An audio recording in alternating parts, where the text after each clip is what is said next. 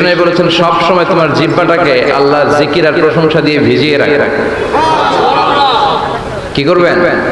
ভিজিয়ে রাখবেন। আরব বিশ্বে আমরা যখন পড়াশোনা করতাম তখন দেখতাম যে রাস্তাঘাটে বিভিন্ন জায়গায় আজকারগুলো, আল আদঈয়াতুল মাসুরা, মাসনুন দোয়াগুলো তারা লিখে রাখে, যাতে মনের অজান্তেই তাদের চোখ ওই সাইনবোর্ডে পড়লে তারা যেন ওই দোয়াগুলো করতে পারে।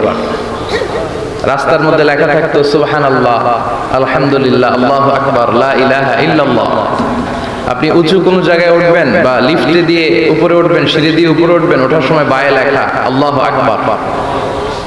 কারণ হাদিসে এসেছে ইদা সাইদনা কাব্বারনা, আমরা যখন উপরের দিকে উঠতাম আমরা পড়তাম আল্লাহু আকবার। ওয়া ইদা নাযালনা সাব্বাহনা, আর যখন আমরা নিচের দিকে নামতাম আমরা পড়তাম সুবহানাল্লাহ। এজন্য হেঁটে হেঁটে কিংবা সিঁড়ি দিয়ে কিংবা লিফট দিয়ে, এলিভেটর দিয়ে আপনি যখন উপরের দিকে উঠবেন কি পড়বেন? আওয়াজ করে পড়েন, কি পড়বেন? আর নিচের দিকে নামলে কি পড়বেন? এই তাসবিহগুলো পড়ে পড়ে জিহ্বাটারে ভিজিয়ে রাখার দরকার আছে না নাই? আমরা যেন আল্লাহর জিকির আর শুকর দিয়ে আমাদের হৃদয়টাকে, জিহ্বাটাকে সিক্ত করে রাখতে পারি। আল্লাহ তুমি তৌফিক দাও। ফরজ সালাতের পরে বিশ্বনবী এই তাসবিহগুলো পড়তেন, আমরা পড়তে চাই না।